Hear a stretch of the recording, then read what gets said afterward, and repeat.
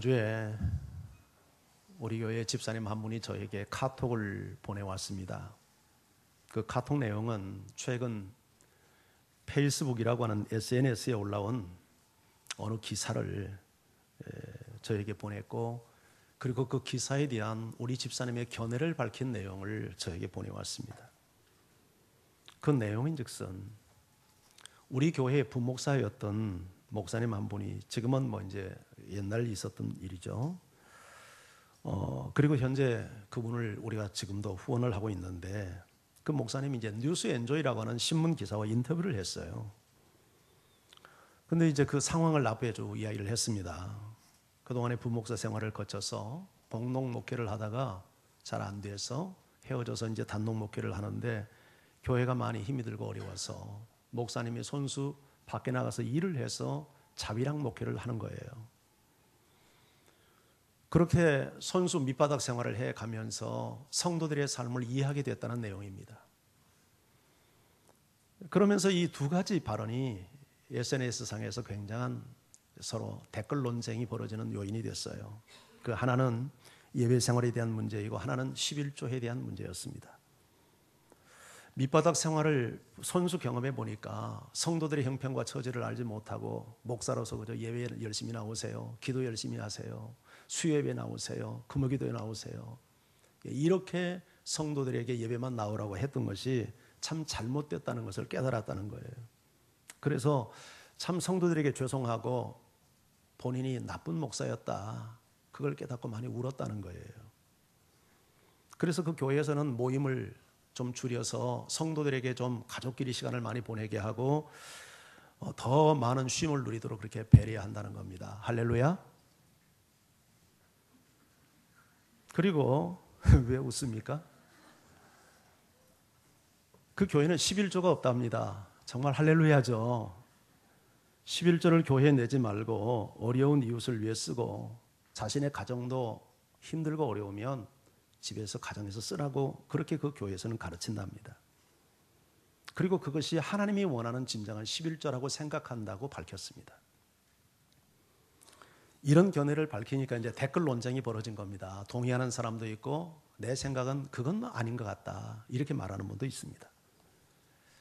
그러니까 댓글 논쟁이 벌어지니까 다시 한번 또 밝혔습니다. 본인의 11조에 대한 견해를 밝히면서 이렇게 말을 합니다. 11조는 구약의 레위인들을 위해서 했는데 신약시대의 레위인이 어디 있느냐? 목사만 레위인이냐? 성경에 목사와 교사가 나오는데 그러면 교사도 레위인 아니냐?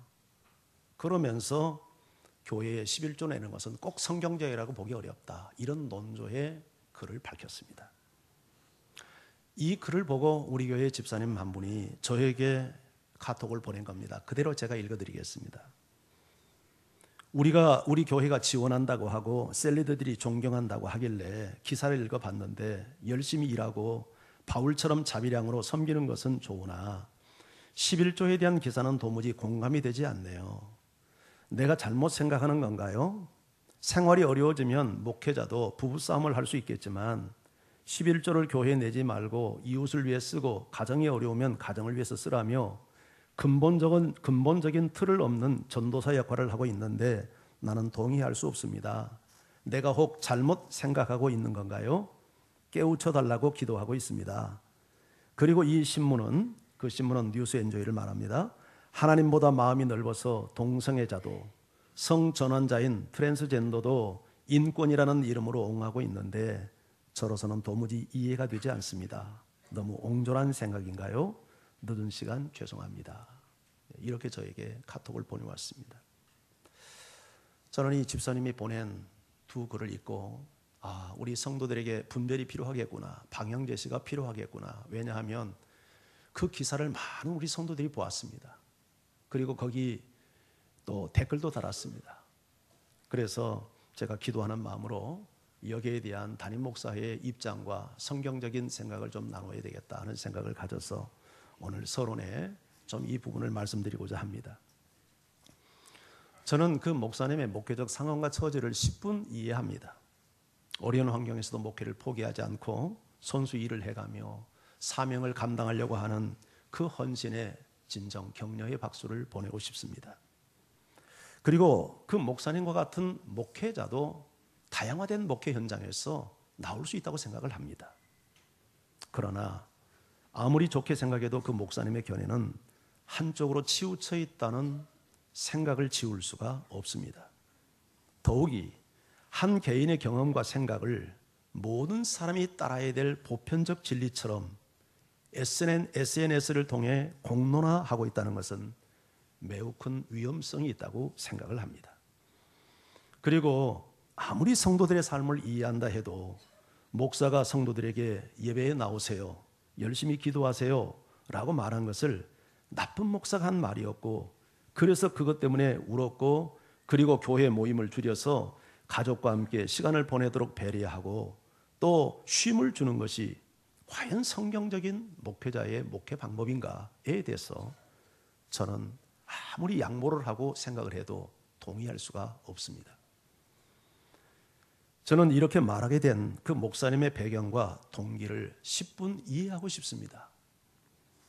그럼에도 불구하고 말이라고 하는 것이 장소와 대상에 따라 표현의 지혜가 있어야 된다고 저는 생각합니다.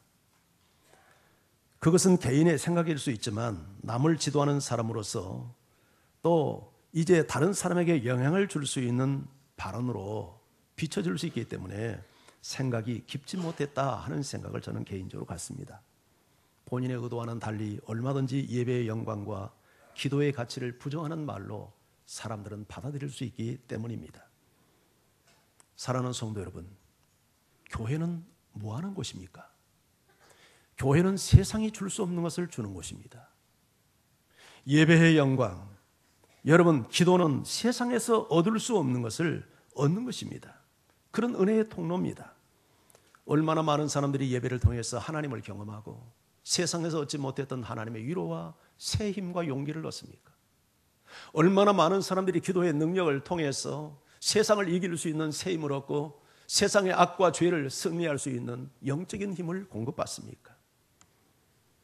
그런데 그것을 요구하는 목사가 나쁜 목사가 할 수 있는 요구이고 그것이 철없는 목사가 할 수 있는 요구였다고 한다면 그것은 근본적으로 예배의 영광과 기도의 능력을 부정하는 말로 이해될 수 있지 않겠습니까? 예배를 줄이고 기도를 줄여서 가족과 함께 더 많은 시간을 갖도록 배려하고 쉼을 주는 것이 진정으로 사람을 회복시키는 성경적 방법이라고 생각할 수 있겠습니까? 사람의 육체도 피곤할 때 쉼을 갖는 것은 필요합니다. 하지만 예배와 기도의 모임을 없애고 쉼을 갖는 것이 진정으로 사람을 회복시킬 수 있는 성경적인 방법이라고는 생각하지 않습니다. 오히려 인생의 에너지와 활력은 생수의 근원 되신 하나님을 만나고 능력의 원천인 하나님을 경험할 때 얻을 수 있는 것이지, 사람이 쉰다고 가족과 함께 시간 보낸다고 영적인 회복이 일어나거나 그러지는 않습니다. 그 교회는 11조가 없다고 합니다. 가정 형편이 어려우면 교회 내지 말고 본인이 쓰고 어려운 이웃을 위해서 11조를 쓰라고 가르친다고 합니다. 그러나 이런 논조는 최근 11조를 부정하는 세상 사람들의 견해와도 일치하는 견해를 같이 하는 일치하는 견해입니다. 그리고 이것은 지금 교회가 하고 있는 11조를 사실상 부정하는 행위죠. 교회는 수천 년 동안 교회에 11조를 하고 헌금을 하면서 교회를 유지해 왔습니다. 그런데 이러한 교회 방법에 도전을 하고 혼란을 주는 것은 심히 그것이 그런 견해를 공론화시키는 것이 과연 이것이 바른 처신인지에 대해서는 정말 깊이 생각을 할 여지가 있다고 봅니다. 만약에 그 목사님의 견해와 같다면 오늘날 이런 교회는 더 이상 존재하기가 쉽지 않을 것입니다. 오늘날 11조를 부정하는 책들이 홍수를 이루고 있습니다. 저도 그 중에 7권의 책을 읽어보았습니다. 그런데 견해들이 다 제각각입니다. 통일된 성경적 근거를 가지고 제시하는 내용이 없이 제각각의 견해를 밝힌다고 하는 것은 자기 견해요, 자기 해석일 가능성이 있다는 생각이 듭니다. 그런데 그 책들이 너무 논리적으로 잘 쓰여졌습니다. 그래서 그 책을 읽는 분들은 많은 영향을 줄 수 있다고 생각을 해서 그런 책들을 함부로 대하는 것을 여러분들이 조심했으면 좋겠다 싶습니다. 그런데 제가 보았던 책들 가운데 상당한 부분이 그런 생각을 갖게 된 동기가 11조 자체에 대한 문제보다는 교회에 대한 반론으로 일어나는 영향들이 굉장히 많습니다. 하나님이 성도들이 헌금한 돈을 교회가 바르게 쓰지 못하고 이렇게 하기 때문에 교회에 11조 할 필요 없다, 이런 반동들이 일어나는 거예요. 저는 그런 견해에 대해서 상당한 어느 정도의 공감을 합니다. 여러분, 그러나 몇몇 교회에 문제 있는 교회들 때문에 지상에 있는 모든 교회들이 도매금으로 욕을 먹고 교회가 다 썩고 병들고 부패했다고 보는 것은 그건 지나친 생각이라고 생각이 됩니다. 바알신을 퍼뜨렸던 아합과 이스벨과 맞서 싸웠던 엘리야, 하나님 앞에서 그가 고백을 합니다. 하나님, 하나님의 선지자들이 다 사라지고 나만 혼자 남았나이다. 탄식합니다. 그런데 하나님은 말씀합니다. 아니다. 아직도 바알에게 무릎 꿇지 않는 7,000명의 사람이 남아있다. 세상의 여론은 교회를 굉장히 호도해 갑니다. 그리고 교회가 다 썩고 병들었다고 몰아갑니다. 그러나 여러분, 썩고 병든 교회가 없지 않겠지만 그러나 이 땅에는 아직도 건강하고 생명력 있는 교회들이 더 많습니다. 이런 교회들 때문에 오늘날 세상이 지탱되고 여러분, 세상에 하나님의 심판이 미루어지고 있다고 저는 생각을 합니다. 우리 교회는 지금까지 그 목사님의 목회 사역을 위해서 2천만 원이라고 하는 적지 않는 돈을 지원해 왔습니다. 만약에 그 목사님의 논리라고 한다면 우리는 그 목사님을 돕지 못했을 것입니다. 구제는 필요합니다. 그러나 구제만이 재정을 바르게 사용할 수 있는 유일한 길이라고는 생각하지 않습니다. 교회가 세상에 줄 수 있는 최고의 선물은 사실상 육신의 빵은 아닙니다. 교회는 세상에 줄 수 없는 것을 주는 것입니다. 그들에게 영원한 생명을 주는 것입니다. 바로 이 사명을 감당하기 위해서 교회가 존재하는 것이고 그 일을 위해서 재정이 필요한 것입니다. 11조의 근본 정신은 하나님의 주인 되심을 인정하는 것이고 나아가서 하나님의 일을 감당하기 위해서 우리 11조 하는 것입니다. 만약에 이런 11조를 부정해버린다면 지상에서는 하나님의 사역이 더 이상 진전될 수 없고 하나님의 교회는 다 문을 닫아야 할 겁니다. 가정이 어려우면 11조를 가정에 쓰세요. 어려운 이웃을 위해 11조를 쓰세요. 여러분에게 상당히 복음처럼 들릴 겁니다. 박수를 치고 싶을 겁니다. 맞아, 저게 진정한 우리가 듣고 싶어 했던 11조의 정신이야. 동의하고 싶을 것입니다. 그러나 과연 그럴까요? 11조를 가지고 내가 구제하면 위험성이 따릅니다. 내가 영광을 받을 가능성이 주님이 영광 받을 가능성보다 훨씬 높아집니다. 그리고 내가 누구인가 직접 돈을 주기 시작하면 그 사람을 구속할 위험성이 생깁니다. 그래서 성경은 구제할 때 오른손이 하는 것도 왼손이 모르게 하라, 그렇게 가르치지 않습니까? 그래서 우리는 그러한 모든 돈들을 하나님 앞에 바쳐서 하나님의 교회가 그리스도의 이름으로 사람들을 돕기도 하고 선교도 하고 교육도 하고 우리가 예배를 위한 모든 과정을 다 집행하는 것 아닙니까? 더욱이 사람에게는 욕심이 있기 때문에 여러분 알아서 어려운 이웃에 쓰세요 하면 몇 푼이나 쓰겠습니까? 사람이 형편이 힘들고 어려우면 다 여유 있어서 헌금하는 분 한 분도 없습니다. 이게 믿음을 가지고 우리가 헌금하니까 헌금하지, 여러분 우리가 쓸데없어서 헌금하는 분이 있습니까? 그래서 11조 하는 분이 있습니까? 없습니다. 자율에 맡기면 11조 못합니다. 그렇게 돈 쓰지 못합니다. 그러니까 듣는 말을 보기에는 굉장히 복음처럼 들립니다. 바른 말처럼 들립니다. 그러나 실행 가능성이 없는 말입니다. 전 이 글을 대하면서 참 마음이 찹찹했습니다. 목회 현장이 너무 혼란스럽다는 생각이 들었기 때문입니다. 이런 마음을 가지고 오늘 본문을 보니까 예수님의 마음도 비슷했겠구나 하는 생각이 들었습니다. 우리 37절 말씀 같이 한번 읽어볼까요? 함께 읽습니다. 시작.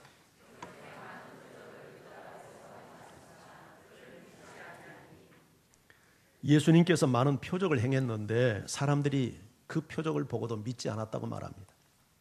여러분, 표적이 뭡니까? 표적은 예수가 하나님으로부터 왔고 하나님의 아들이라고 하는 것을 증명하기 위한 기적입니다. 표적을 왜 행했어요? 내가 하나님으로부터 왔다, 내가 하나님의 아들이다, 이걸 증명하기 위해서 행하신 기적이었어요. 그런데 예수님이 많은 표적을 행했는데 사람들이 믿지 않았대요. 증거가 부족해서일까요? 아니에요. 뭐 때문이죠? 마음이 금강석처럼 굳어있고 병들어 있기 때문이죠. 증거 부족 때문에 예수를 못 믿는 게 아니었어요. 증거는 충분했어요. 그런데 그걸 받아들이는 사람들의 마음밭이 굳어 있어요. 병들어 있어요. 그 대표적인 예가 가룟 유다예요. 가룟 유다는 예수님의 제자예요. 3년 동안 따라다니며 예수님이 행하신 모든 표적을 다 보았어요. 예수를 믿을 충분한 증거가 제시됐어요. 그런데도 가룟 유다 예수 안 믿었어요. 다른 제자는 다 믿었어요. 베드로도 믿고 요한도 믿고 야고보도 믿었어요. 주는 그리스도시요 살아계신 하나님의 아들이라고 고백했어요. 베드로가 제자들의 발을 닦아주니까 베드로가 거부했죠. 어떻게 선생님이 제자의 발을 닦습니까? 아니다. 내가 네 발 닦지 않으면 네가 나와 상관없다. 주님, 그러면 제 머리부터 다 닦여주세요. 아니야. 이미 목욕한 자는 발만 닦으면 돼. 그런데 다는 아니야. 그 다는 아니라는 게 가룟 유다를 두고 예수님이 하신 말씀이었다고 성경이 밝힙니다. 그렇게 많은 증거를 보면서도 가룟 유다는 믿지 않았습니다. 왜냐하면 그 마음이 병들어 있었기 때문입니다. 딴 마음을 갖고 있었기 때문입니다. 그런데 오늘 성경은 예수님께서 이렇게 많은 표적을 보고도 사람들이 믿지 않는 이유가 이사야 선지자의 예언의 성취였다, 그렇게 말을 합니다. 2번이나. 그러면서 이사야가 뭐라고 예언했는지를 직접 밝혀놓고 있습니다. 자, 40절을 읽습니다. 시작. 그들의 눈을 멀게 하시고 그들의 마음을 완고하게 하셨으니 이는 그들로 하여금 눈으로 보고 마음으로 깨닫고 돌이켜 내게 고침을 받지 못하게 하려 함이라 하였습니다. 여러분, 자, 그들이 하나님께서 그들의 눈을 멀게 하고 마음을 완고하게 해서 그들로 깨닫지 못하고 고침을 받지 못하게 했다. 누가? 하나님이 그렇게 했다. 여러분, 그렇게 하나님이 할 수 있습니까? 하나님은 한 분이라도 더 구원받기를 원하셔서 어쩌든 기다려주고 하나님의 성령을 보내서 우리의 마음을 감동시키는 분이 어떻게 하나님을 믿지 못하도록 마음을 완고하게 만들고 눈을 가려서 믿지 못하고 깨닫고 돌아와 고침받지 못하도록 하나님이 그렇게 막으셨다는 거예요. 그런데 저는 하나님이 그렇게 하셨다고 믿습니다. 저는 이 성경이 오류가 없는 정확한 기록이라고 저는 확신합니다. 왜 그랬는가? 제가 설명을 해드리겠습니다. 이사야가 이 예언을 했을 때는 지금 예수님 시대에 일어날 예언입니다. 예수님 때에 예수님이 표적을 행했는데도 사람들이 믿지 않았어요. 그것이 이사야의 예언 성취래요. 그런데 이사야가 이 예언을 700년 전에 했어요. 그 당시에도 이사야 시대에도 사람들은 하나님을 떠나서 하나님의 말씀에 귀를 기울이지 않았습니다. 그래서 이사야뿐만 아니라 수많은 선지자들을 보냈어요. 그러면 그때는 들을 때는 돌아오는 척 하다가 또 멀어지고 돌아오는 척 하다가 또 멀어지고 이걸 수없이 반복합니다. 그래서 마지막 카드로 하나님은 당신의 아들을 보낸 겁니다. 예수님을 보낸 거예요. 예수님을 이 땅에 보낸 것은 마지막 카드다. 더 이상 기회는 없다. 이런 경고적인 의미도 있어요. 그런데 하나님의 아들이 왔는데도 귀를 기울이지 않는 겁니다. 하나님의 임계점에 도달했습니다. 심판의 때가 된 거예요. 그래서 하나님은 은혜를 거두어 버립니다. 그래서 보아도 깨닫지 못하고 들어도 깨닫지 못하는 현상이 오는 거예요. 여러분, 우리가 하나님의 말씀을 읽을 때 감동이 있고 어느 분은 교회 와서 말씀 들으며 울고 찬송 부르며 눈물을 흘리고 기도하면서 가슴을 치는 분들이 있어요. 하나님의 은혜가 임했다는 증거예요. 좋은 현상이에요. 여러분들이 예배 때마다 그런 은혜를 체험하기를 바랍니다. 그런데 그렇지 못한 분도 있어요. 아무리 말씀을 들어도 가슴에 와서 말씀이 닿질 않아요. 성경을 읽어도 싸늘한 가슴으로 여러분 지식적인 어떤 정보 차원에서 성경을 읽지 이것이 하나님의 말씀으로 내 가슴에 다가와서 말씀을 보지 않는 분들이 있어요. 은혜가 임하지 않고 있다는 증거입니다. 하나님의 말씀을 그렇게 대할 수 없는 거예요. 하나님의 말씀을 읽으면 이 말씀이 하나님의 말씀이기 때문에 권위가 있고 능력이 있고 그 말씀 앞에 무릎을 꿇을 수밖에 없고 그 말씀 앞에 반응하는 것이 정상인데 이 말씀을 냉랭한 가슴으로 읽을 수 있다는 것은 은혜가 없다는 얘기예요. 지금 하나님의 이 예수님 당시에 수많은 백성들이 예수님의 그 많은 하나님의 아들됨의 표적을 보면서도 예수를 믿지 않는 현상이 그래서 일어나는 거예요. 이런 현상이 여러분에게 있다면 그건 자랑할 일 아닙니다. 이건 무서운 일입니다. 하나님 앞에 내 가슴을 기경해달라고 기도해야 됩니다. 노아시대 보십시오. 노아시대는 성경에 죄악이 관영했다, 가득 찼다. 그래서 하나님이 심판할 수밖에 없는 세상이 되었다. 그런데 노아시대에 와서 비록 그랬는가? 아니에요. 그 이전 시대부터 늘 죄가 있었는데 그래서 하나님은 하나님의 사람들을 보내서 경고했어요. 그래도 듣지 않아요. 여러분, 노아의 증조 할아버지가 에녹인데 에녹이 성경에 보면 예언자로 나옵니다. 선지자예요. 선지자는 하나님의 말씀을 선포하는 사람이죠. 너희 회개해라, 돌아와라. 그런데도 돌아오지 않아요. 그래서 노아 시대에 하나님은 결심합니다. 내가 이놈들을 다 쓸어버릴 거야. 그래서 방주를 지켜야 하잖아요. 방주를 지으면서 계속 하나님의 심판을 경고합니다. 그래도 듣지 않습니다. 그러니까 하나님께서는 방주 안에 노아를 들여보낸 다음에 문을 닫아버립니다. 하나님이 닫습니다. 더 이상 기회가 없다는 뜻입니다. 그리고 비를 내립니다. 그제서야 백성들은 방주에 달려들어가서 우리 좀 문 좀 열어달라고 하는데 문은 열리지 않았습니다. 여러분, 은혜 받는 것도 때가 있고 구원 받는 것도 때가 있는 것입니다. 언제나 맘만 먹으면 내가 예수 믿을 수 있는 거 아니에요. 사람들이 누군가가 나에게 권면해주고 교회에서 목사가 오면 우리가 정신 차리고 바르게 신앙생활을 하라고 설교해 줄 수 있고 이런 기회 앞에 있다는 것은 하나님의 은혜가 여러분에게 있다는 증거예요. 이런 기회를 놓쳐서는 안 돼요. 반응해야 돼요. 할렐루야. 그런데 이런 기회 앞에 반응하지 않으면 하나님이 언젠가 은혜의 문을 닫을 수 있어요. 구원의 문을 닫아버릴 수 있어요. 무서운 현상이죠. 자, 그런데 모든 사람이 다 이렇게 안 믿었냐? 그건 아니에요. 믿는 사람들이 있었어요. 자, 42절 성경 같이 보시죠. 42절 시작. 그러나 관리 중에도 그를 믿는 자가 많되 바리새인들 때문에 드러나게 말하지 못하니 이는 출교를 당할까 두려워함이라. 이 관리들은 유대 사회의 지도자들입니다. 고위층 인사들이에요.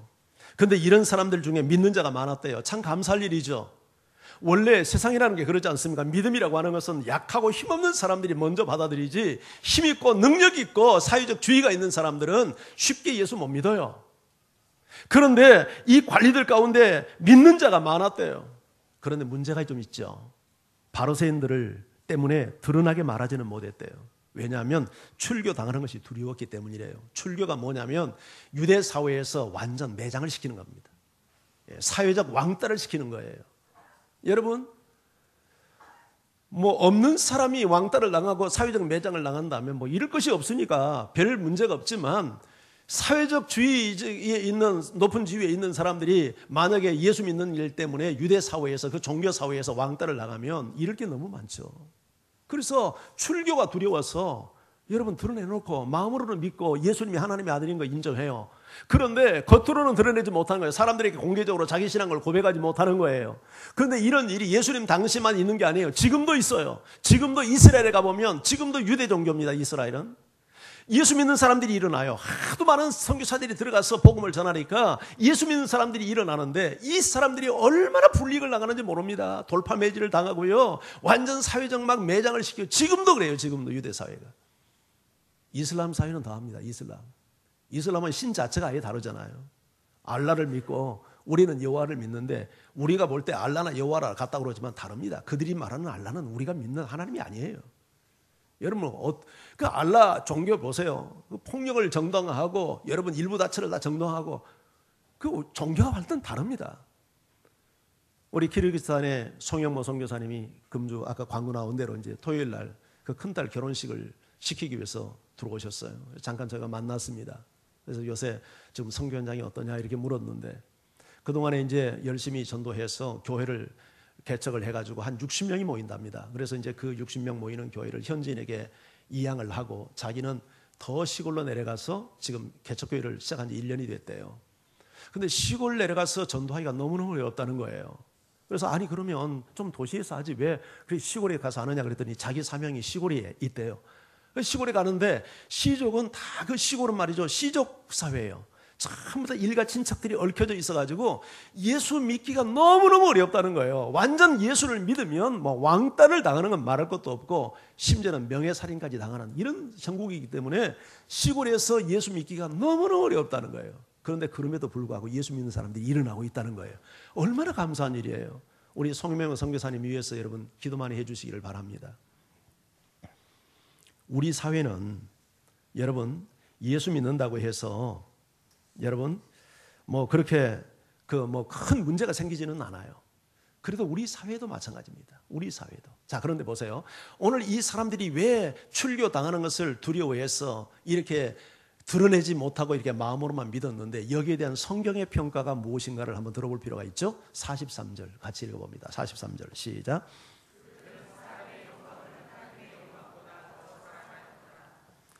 자, 이 평가가 마음으로만 믿고 겉으로 드러내지 않는 이런 신앙 행위에 대해서 긍정적 평가를 하고 있는 겁니까? 부정적 평가를 하고 있는 겁니까? 부정적입니다. 야, 너희들 그래 지혜롭게 해야지. 그래, 너희들 뭐 예수 믿는다고 해서 불이익을 당하고 출교당하면 안 되지. 그게 중요한 게 아니지. 마음이 중요한 거지. 그러니까 마음으로만 믿고 겉으로는 숨어서 믿어. 격려하지 않습니다. 그렇게 신앙생활하는 이들을 보고 사람의 영광을 하나님께 받을 영광보다 더 사랑했기 때문이다. 그렇게 평가하고 있습니다. 정상이 아니라는 얘기입니다.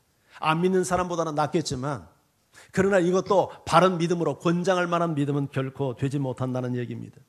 우리 사회는 예수 믿는다고 감옥에 가거나 매를 맞거나 핍박당하는 사회는 아닙니다. 그래도 믿지 않는 세상 사람들 속에 들어가서 내가 크리스찬입니다 이걸 공개하기에는 적잖은 부담이 있습니다. 왜 그러냐면 짐을 져야 하기 때문입니다. 본을 보여야 되고 실수하지 않아야 되고 내가 자칫 잘못하면 예수님 욕먹인다는 그런 어떤 부담감을 갖고 있고 그리고 또 그걸 의식하고 늘 산다는 게 너무 피곤하잖아요. 그러니까 감추는 겁니다. 마음으로는 믿지만 겉으로는 내가 예수 믿는 크리스찬이라는 사실을 드러내지 않아요. 그래서 뭐 적당히 믿지 않는 사람과 어울려서 그냥 뭐 그렇게 살아갑니다. 그게 편하니까, 그게 좋으니까. 근데 그런 방식을 성경은 지지하지 않습니다. 그건 사람의 영광을 구하는 행위지 하나님께 받을 영광의 가치를 아는 행위가 아니라고 말씀을 하고 있는 거예요. 왜 우리가 이렇게 신앙생활하면 안 됩니까? 이렇게 되면 어떻게 예수님이 드러날 수 있겠어요? 어떻게 예수님이 드러날 수 있겠어요? 우리가 믿지 않는 사람들 속에 들어가서 빛이 되고 소금이 되려면 내 신분을 드러내야 되잖아요. 그것 때문에 불이익을 당할 수도 있고 불편을 경험할 수도 있고 더 많이 신경을 쓰고 우리가 피곤하게 살아갈 수 있지만 그것은 하나님께 받을 영광을 생각하면서 져야 될 짐이잖아요. 그럴 때 예수님을 그런 우리의 헌신을 통해서 예수 믿는 사람들이 나타나고 여러분 이 땅에 하나님의 나라가 확장되는데 그렇게 살기는 너무 힘들고 버겁고 내가 뭐 실수라도만 하면 어떡해? 아니 차라리 내가 뭐 예수 믿는 표시 내지 않고 예수님에게 욕먹이지 않는 것이 더 낫지 않아? 이런 개인적인 논리를 앞세워가지고 자기 자신의 신앙을 전부 다 감춰버리면 이 땅에 하나님의 나라가 어떻게 이루어질 수 있겠고 어떻게 사람들이 예수를 믿는 구원받는 역사가 일어날 수 있겠어요? 그건 바른 방법이 아니에요. 최근에 제가 박은혜 전도사님이라고 하는 개인의 간증을 담는 책을 하나 읽었는데 이분이 중국 조선족 우리 교포입니다. 이분이 일찍이 예수를 믿었는데 어떻게 예수를 믿었냐면 우연히 라디오 방송을 듣다가 극동방송을 들은 거예요. 극동방송에서 목사님들이 계속 설교하잖아요. 그 설교를 듣다가 예수를 믿게 된 거예요. 근데 이 극동방송을 통해서 예수를 믿고 나니까 방송만 가지고는 너무 갈급하니까 이분이 이제 교회를 나갔어요. 교회를. 그런데 중국에는 두 종류의 교회가 있는데 지하교회가 있고 지하교회는 정부에 신고하지 않는 교회고 정부의 인정을 받고 있는 교회가 삼자교회인데 그냥 삼자교회를 나갔어요. 근데 그때부터 문제가 생긴 거예요. 남편의 핍박이 시작이 된 겁니다. 남편은 공산당이었습니다. 그러니까 신앙을 인정하지 않죠. 그래가지고 교회만 갔다 오면 매타작이 시작이 되는 겁니다.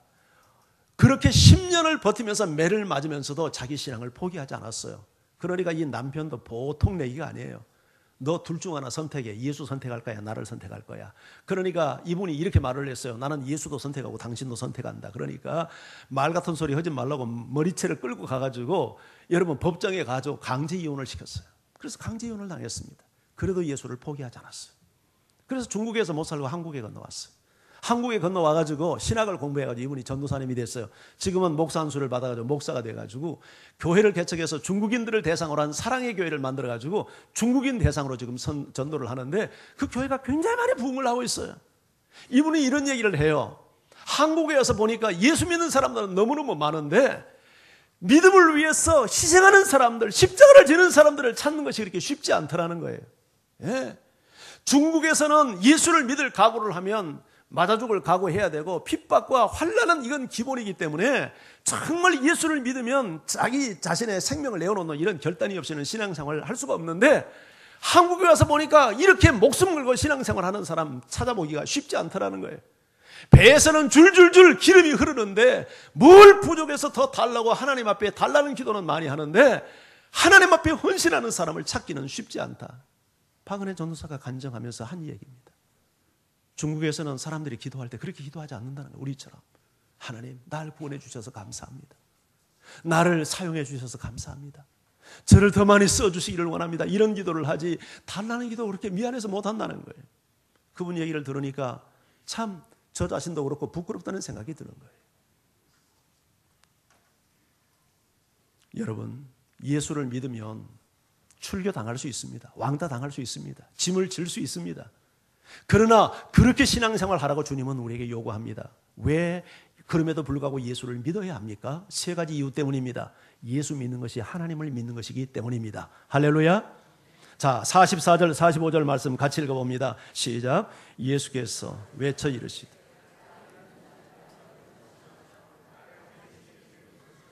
나를 보는 자는 나를 보내신 이를 보는 것이니라. 여러분, 예수님께서 말씀하셨다가 아닙니다. 예수님께서 어떻게 말씀하셨습니까? 외쳐 이르시되, 외쳤다는 게 뭡니까? 큰 소리로 소리쳐서 말씀하셨다는 뜻입니다. 왜 소리를 칩니까? 모든 사람이 들어야 될 진리의 말씀이니까. 이 말씀은 몇몇 사람이 들어야 될 말이 아니라 모든 사람이 들어야 될 여러분 메시지니까 큰 소리로 외친 겁니다. 뭐라고 외쳤습니까? 나를 믿는 자가 하나님을 믿는 자요, 나를 본 자가 하나님을 본 자다. 무슨 말이에요? 예수가 하나님이라는 얘기죠. 예수가 하나님이라는 뜻 아니에요. 여러분, 어떻게 보이지 않는 하나님을 믿을 수 있어요? 어떻게 보이지 않는 하나님을 이해할 수 있어요? 보이지 않는 하나님을 우리가 보이는 하나님으로 이해시키기 위해서 오신 분이 예수님 아니에요? 그래서 예수를 믿는 것이 하나님을 믿는 것이고, 예수를 보는 것이 하나님을 보는 것이고, 예수님의 말씀을 받아들이는 것이 하나님 말씀을 받아들이는 것이고, 그래서 그 예수를 믿으면 우리가 구원을 받고 우리 안에 생명이 많은 거죠. 할렐루야. 예수 믿는 것이 하나님 믿는 겁니다. 아멘. 예수님이 하나님이니까요. 아멘. 두 번째, 왜 예수를 믿어야 되는가? 예수를 믿으면 빛을 따라 살게 됩니다. 빛을 따라 살게 돼요. 자, 우리 45절, 46절 말씀 같이 읽어봅니다. 시작.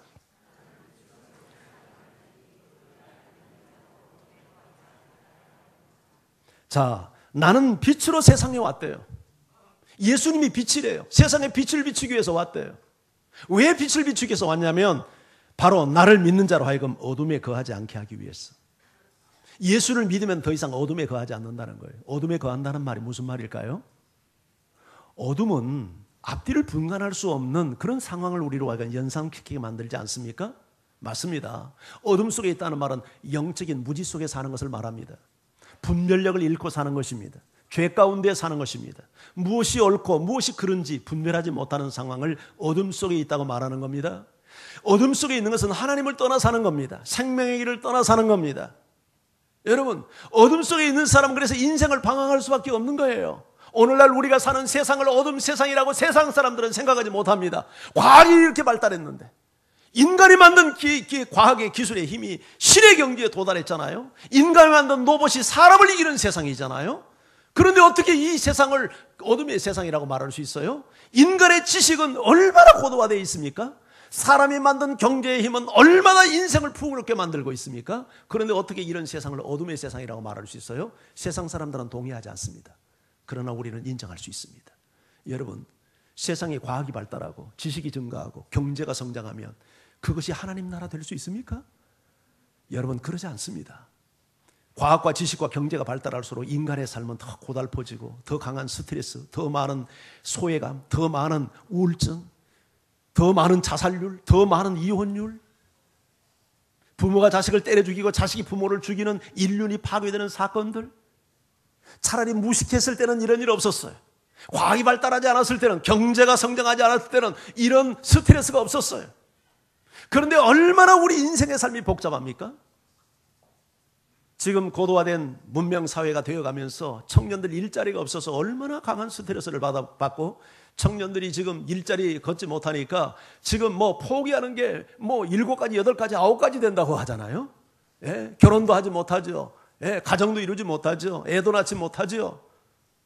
과연 이런 세상에 하나님께서 꿈꾸시는 이게 하나님 나라요, 정말 이것이 여러분 건강한 사회의 모습입니까?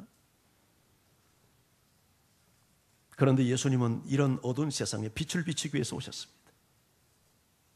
여러분, 인생을 어떻게 살아야 되는 건지, 인생은 어디서 와서 무엇을 하다가 어디로 가는 존재인지, 나의 존재는 뭔지, 어떻게 사는 존재인지, 어떻게 사는 것이 바르게 사는 거고 어떻게 사는 것이 여러분 행복한 삶인지 무엇이 풍성한 삶인지 그것을 우리에게 가르치기 위해서 예수님은 오셨어요. 그래서 예수를 믿으면 절대 방황하지 않습니다. 아멘. 인생의 정도를 걷습니다. 바른 길을 걷습니다. 하나님이 의도하는 삶을 살 수 있습니다. 자, 그런데 예수를 빛으로 믿는다는 게 무슨 말이에요? 예수를 빛으로 만드는 빛이 무슨 역할을 합니까? 자, 여기가 지척을 분간할 수 있는 어둠이라고 가정해 봅시다. 그러면 우리가 여기서 제대로 활동하기 어려울 거예요. 여러분들이 칠흑 같은 어두운 밤 시골길을 운전을 하고 가는데 전조등을 켜지 않고 운전할 수 있습니까? 불가능합니다. 만약에 그런 사람이 있다면 백발백중 대형 사고로 이어지고 말 겁니다. 이 세상의 어둠은 여러분 그런 것입니다. 우리가 아무리 지혜로운 것 같아도 여러분 이 세상은 어둠입니다. 이것이 성경의 진단이고 판단이에요. 그런데 예수님이 빛으로 오셨어요. 빛으로 오셔서 인생은 이렇게 사는 거야. 나처럼 살아봐. 그렇게 예수님 자체가 빛이에요. 그래서 예수님을 빛으로 믿는다는 것은 예수님을 어떻게 사는지를 잘 유심히 바라보고 예수님처럼 따라가는 거예요. 예수님처럼 사는 거예요. 예수님이 어려운 일을 당할 때는 어떻게 하셨는지, 사람 만날 때는 어떻게 하는 건지, 위기를 당할 때는 어떻게 처신하는지, 또 예수님은 하나님과의 관계를 어떻게 하는 건지, 말씀은 어떻게 하는 건지 예수님을 바라보고 예수님을 배우면서 예수님처럼 따라가는 삶을, 예수님을 세상의 빛으로 믿는 거 아니겠어요? 그리고 예수님 말씀이 빛이죠. 예수님의 말씀하잖아요. 하나님의 말씀은 내 발의 등이요 하나님의 말씀은 내 길의 빛이니이다. 우리가 예수를 빛으로 믿는다는 것은 예수님을 바라보고 예수님처럼 따라가는 거예요. 그러면 어둠에 거하지 않아요. 예수님의 말씀을 손등에 들고 늘 가까이 하면서, 그래서 우리가 성경을 읽고 교회에 나와서 말씀도 듣고 우리가 큐티도 하고 하는 이유가 이 말씀이 우리 어둠에서 거하지 않고 빛의 삶을, 바른 삶을, 죄악된 삶, 우리가 방황하는 삶을 살지 않고 하나님께서 한 번밖에 살 수 없도록 주는 유일한 찬스인 인생의 기회를 거짓되게 살지 않고 속아 살지 않고 정도를 걸을 수 있도록 인도하기 위해서 예수님이 오셨잖아요. 그래 예수 믿어야 되잖아요. 아멘. 예수 믿는 것이 복이잖아요. 예수를 믿지 않았으면 지금 당신처럼 살 수 있겠어요? 예수를 내가 믿지 않았으면 제가 이처럼 살아갈 수 있겠어요? 불가능해요. 못 살아요. 그런데 예수님 때문에 저는 건강한 삶을 살고 제 아내를 사랑하고 내 자녀들을 사랑하고 여러분을 사랑하고 반듯하게 살려고 애쓰고, 이것이 빛 대신 예수님을 따라가기 때문에 내가 가능한 일이지, 내가 빛 대신 예수님을 내 마음에 모시고 살지 않으면 절대 이렇게 못 살아요. 내 욕망 따라 살죠. 내 이익 따라 살고 나 하고 싶은 대로 살죠. 그러지 않아요? 예수를 믿으면 어떻게 되는가? 예수를 왜 믿어야 되는가? 세 번째는 예수 믿으면 구원받기 때문이에요. 자, 오늘 47절 같이 한번 읽어봅니다. 47절 시작. 사람이 내 말을 듣고 지키지 아니할지라도 내가 그를 심판하지 아니하노라. 내가 온 것은 세상을 심판하라 함이 아니요 세상을 구원하려 함이로다. 예수님이 오신 목적이 뭐예요? 구원하기 위해서. 예수 믿으면 구원받습니다. 아멘. 예수 믿으면 구원받습니다. 아멘. 그럼 물어보십시다. 구원이 뭡니까? 구원이 뭐예요? 뭐를 구원이라고 합니까? 예수 믿으면 구원받는다네. 뭐가 구원이에요? 그러면 여러분의 첫 번째 머리를 스치는 생각이 죽어서 천국 가는 거 다 그렇게 생각해요. 그건 맞는 말이기도 하지만 정답은 아니에요. 그걸 구원이라고 말하는 게 아니에요. 구원의 본질은, 성경이 말하는 구원의 본질은 좋은 장소, 황금 보석이 의리들이 그냥 번쩍번쩍하고 눈물도 없고 슬픔도 없는 그곳에 가는 게 구원이 아니에요. 구원의 진정한 본질 뭡니까? 하나님의 형상을 완전하게 회복하는 겁니다. 아멘. 우리가 누구를 닮은 존재죠? 원래 하나님 닮았어요. 그러면 우리가 하나님을 닮았으면 우리 인생 어떻게 살 것 같아요? 하나님처럼 살죠. 하나님처럼 그대로 이 세상에 오셔서 인간의 몸을 입고 사신 분이 누구예요? 예수님이에요. 그러면 예수님의 모습을 보면서 사람들이 혐오감을 갖거나 에이 저건 아니지 할 사람이 있나요? 다 믿지 않는 사람도 예수님을 다 존경하고 그분 앞에 무릎을 꿇고 그분의 인격과 삶에 대해서 전부 다 존경심을 표하고 그처럼 살아보기를 애쓰죠. 그렇게 못 살아서 탈이지. 구원이라는 것은 예수님처럼 되는 거예요. 예수님을 내 인생의 주인으로 받아들이고 그때부터 예수님을 닮고 배워서 예수님처럼 점진적으로 우리가 변화되어가는 과정을 구원이라고 말하는 거예요. 그러니까 구원은 비로소 죽어서 천국 가는 것이 아니라 예수님을 내 안에 모시는 순간부터 구원은 시작이 되고 있는 거예요. 아멘. 그래서 우리가 예수님을 닮아서 살 때 그 모습이 얼마나 아름답겠습니까? 여러분의 가정이 행복하지 않겠습니까? 예수를 내가 정말 구원을 받는 사람이라면 우리 가정을 예수님처럼, 내가 예수님이라고 해보세요. 예수님이 되어서 내가 이 가정을 다스린다면 어떻게 다스리겠어요? 정말 행복한 여러분 가장이 되지 않겠어요? 내가 예수님과 같은 여러분 아내가 된다면 얼마나 현숙한 아내가 되어서 가정을 잘 섬기고 남편을 존중하고 자녀들을 잘 다스리겠어요? 내가 예수님이라면 내가 직장 생활할 때 어떻게 하겠습니까? 예, 사장 위치에 있든 내가 직원의 위치에 있든 내가 예수님이라면 어떻게 사장을 대하고 어떻게 직원을 대하겠어요? 이렇게 살아갈 때 얼마나 우리 사회가 행복한 사회가 되겠어요? 그래서 천국이 많은 거 아니겠어요? 이것이 구원이란 말이죠. 우리가 예수를 왜 불이익을 당해도 믿어야 됩니까? 예수 믿는 것이 하나님 믿는 거니까. 아멘. 그래서 예수는 절대 포기해서는 안 돼요. 포기해서는 안 돼요. 예수를 거부하는 것은 하나님을 거부하는 거고 생명을 거부하는 거니까 예수 포기하면 안 돼요. 여러분, 죽인다고 해도 예수는 포기하면 안 돼요. 예수 왜 믿어야 돼요? 예수는 어둠 속에 살아가는 나를 진리의 빛으로 비추어서 내가 밝은 삶, 건강한 삶, 행복한 삶, 풍성한 삶을 살도록 인도하는 그런 빛이기 때문에 반드시 예수 믿어야 돼요. 예수를 믿으면 내가 구원받아요. 죽어서 천국 가는 게 아니에요. 여기서부터 예수님을 닮아가는 거예요. 하나님의 형상을 닮아가는 거예요. 만약에 그것이 목적이라면 예수 믿자 말자 왜 고통스러운 세상에 당신을 두겠어요? 바로 천국으로 직행시켜버리지. 그런데 왜 이상해 둡니까? 아직 당신의 구원이 완성되지 않았으니까. 예수님도 닮아가야죠. 아멘. 그래서 주님 앞에 서는 날, 야, 무겸아, 너 참 많이 닮았구나. 그래, 너하고 나하고 똑같네, 세상에. 그래, 내가 이렇게 될 때까지 기다렸어. 그것이 주님께서 이 땅에 우리를 두신 이유 아니에요? 아멘. 여러분, 예수 잘 믿기 바랍니다. 예수 믿는 건 관념이 돼서는 안 돼요. 추상적 개념이 아닙니다. 교회 다니는 게 예수 믿는 거 아니에요. 예수님을 마음에 모시고 주님을 닮아가야 돼요. 그분 따라가야 돼요.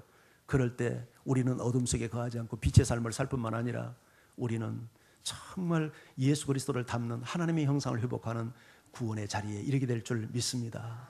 우리 찬양하면서 주 앞에 나가죠.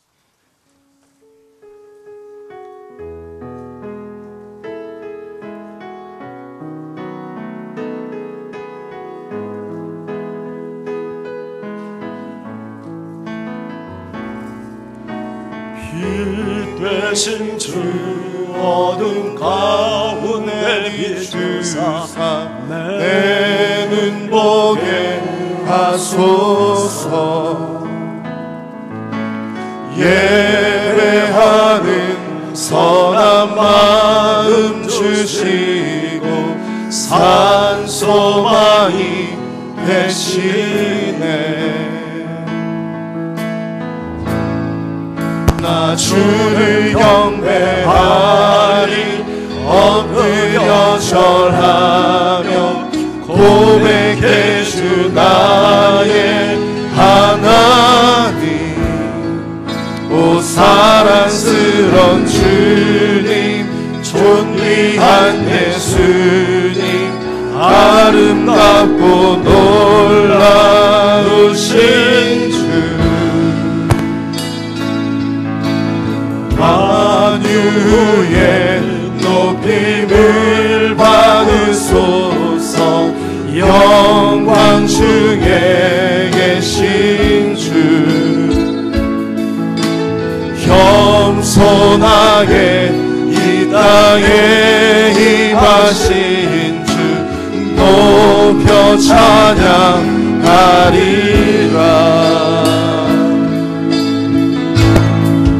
나 주를 경배하리 엎드려 절하며 고백해 주 나의 하나님. 오 사랑스런 주님 존귀한 예수님 아름답고 놀라우신 주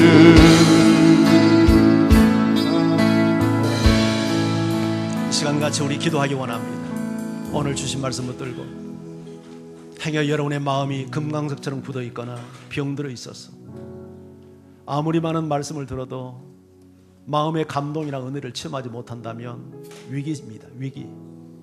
여러분이 너무 하나님 앞에 마음을 닫고 있다는 증거입니다.